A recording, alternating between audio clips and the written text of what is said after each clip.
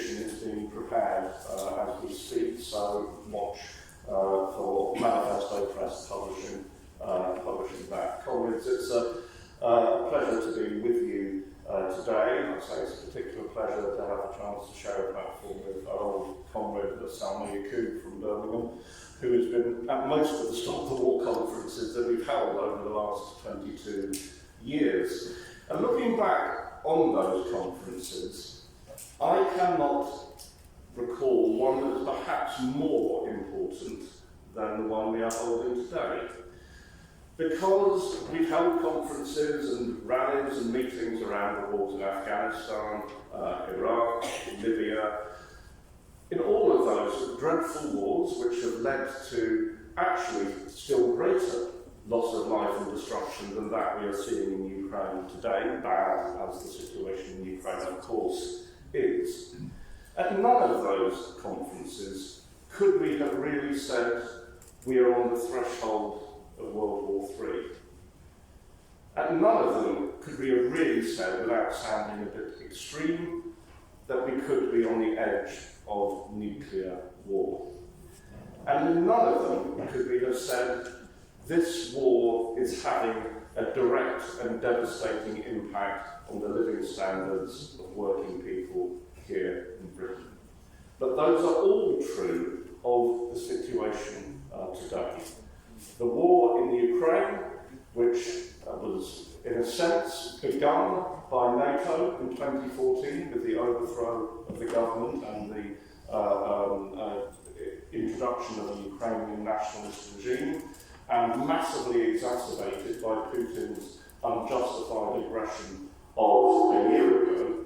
This war, beyond its immediate and dreadful impact on the people of Ukraine itself, and with the loss of life and the number of refugees that it has caused, it also brings the international situation to the threshold of a still greater conflict, because the threats of the use of nuclear weapons, the evident risk of the proxy war becoming a direct war between NATO and Russia, a great power conflict of the sort that Stop the War warned from our foundation, that the wars we are fighting against in Afghanistan and Iraq and so on, wars which generally bear what we could call a neo-colonial character, that they could be succeeded by still greater conflicts in the struggle rooted in the drive of the United States of America, with Britain as its first ally, to maintain its global hegemony in the post-Cold War world. The particular importance of today's conference, however, goes further than just the gravity of the situation we are facing, which I don't think I need to elaborate further on right now. It is because in the international political situation, the voice of the working class and of the labour movement needs to be heard loud and clear. And that is the challenge that we as trade unionists are facing today. If you go back, you all remember the vast demonstration 20 years ago against the Iraq War, which Stop the War led. That demonstration had the support of nearly every major union in the country at the time. In many cases, the union leaderships have been driven there by their members rather than necessarily their own willingness to confront the Labour government. But nevertheless, they were there. In Parliament, I think 140 Labour MPs defied Blair's whip to vote against his war, and of course history has vindicated them entirely. Today, the situation is more challenging. The trade union movement, the labour movement, needs to find its voice. We are sleepwalking into a catastrophe, and the voice of the labour movement is not being heard as it needs to be. Rather, there is a tendency to follow mutely behind a Tory government which is itself taking perhaps the most aggressive attitude to this war of any government of a major power around the world. where even in Washington one can find nuance and some degree of dissent from some, both on the left of the Democratic Party and the right of the Republicans. In Westminster we face a nearly monolithic support for the continuation, exacerbation and extension of this war. Politicians and trade union leaders who would not dream for a second of following Boris Johnson or Liz Truss or Rishi Sunak on economic policy, on social policy, on domestic policy, somehow imagine that it is a different Boris Johnson who is flying to Kiev to sabotage peace negotiations. It's a different Rishi Sunak who is committing more and more armaments into the battlefield. This is nonsensical, and that we need to understand, first of all, that war is a class question and the working class movement must stand against it.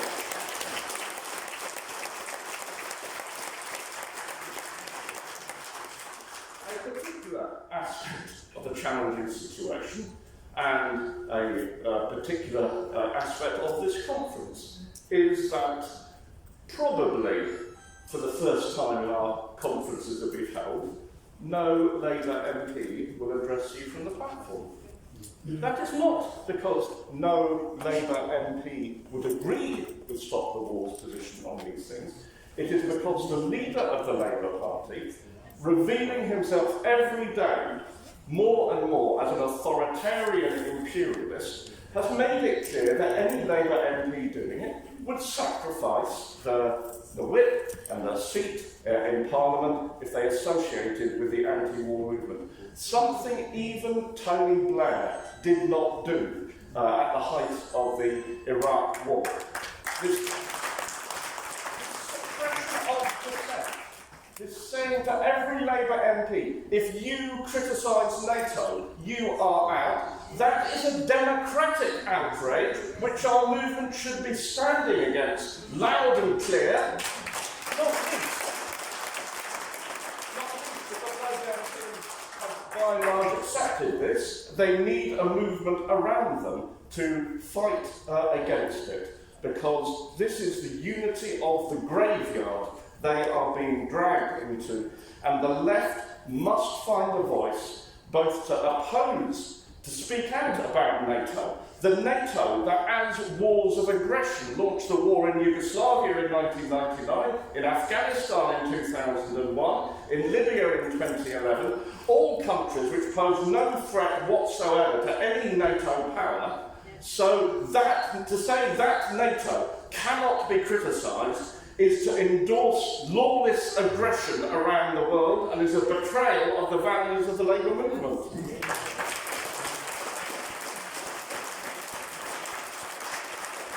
I'm sorry if I'm dwelling slightly on the gloomy, but we're not finished yet. In the trade union movement, yes, there are a number of trade unionists, leading trade unionists, that have warned about the way things are going, have spoken out, have associated with Stop the War. So that is welcome. We have a base to build on. Many of those unions are represented here today. But we have a problem as well. We have to face up to it. At its conference last year, the TUC voted, incredibly, to campaign for increased military spending. In the midst of cost of living crisis, in the midst of industrial action to protect real wages, the TUC said we are going to campaign to spend more on militarism. We're going to escalate our commitment to the arms industry. That is an entirely bankrupt position. If you are campaigning to increase arms spending, you are campaigning against, in effect, other forms of public spending on education, on health, on welfare, on productive industrial investment. You are campaigning, in effect, for maintaining the wages squeeze, because let no one imagine you can increase arms spending and then have all the other things that we want. The Royal United Services Institute said if we increase spending from 2% to 3% of GDP, which is the policy of the government and the policy of the Labour Party under Keir Starmer, that would require either an increase in income tax of 5%, which frankly no government is going to do, or corresponding cuts in public spending elsewhere. This TUC resolution, its passage was a grievous error, and every single one of us here today ought to pledge over the next months up to the next TUC Congress to work through our unions to get this wretched decision expunged and reversed and get the trade union movement to reprioritise what it should be fighting for, which is the defence of jobs, of living standards and of public services.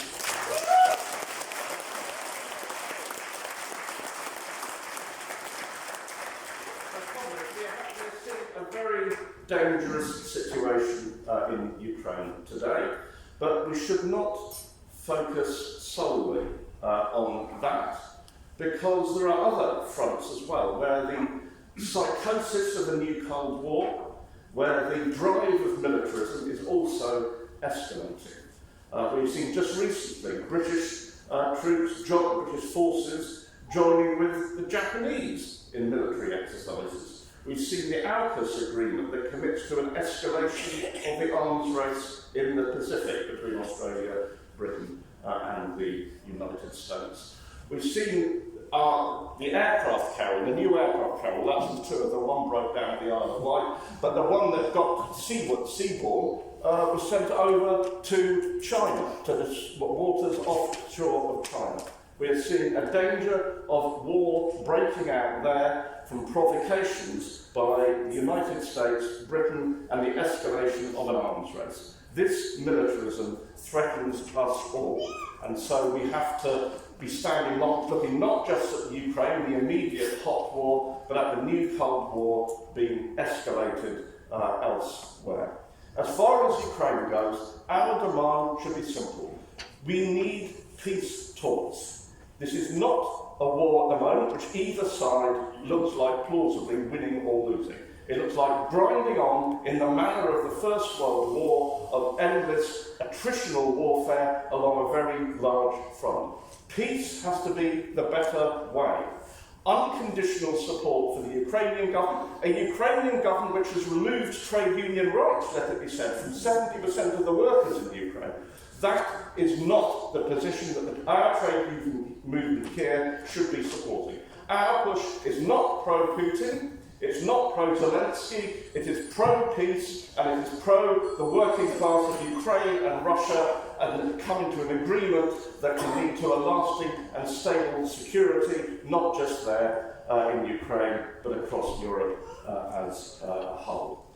Now, the final thing I want to say is that the trade union movement is not just about pay and conditions and public services, vital as those are. The working class historically has had a larger mission, which is to offer an alternative to the war, the environmental degradation, the economic crisis of capitalism and capitalist rule. And when, amidst this great wave of industrial action we are seeing, which we all support, Mick Lynch says the working class is back, he is right. But the working class is only fully back, it only stands at its full height when it doesn't just fight for the immediate interests of its members, it says that the cause of labour is the cause of peace, and it stands against authoritarianism and imperialism, including within its own ranks, and fights for a better world, a world in which the power of the imperialists is broken. Thank you. Yes.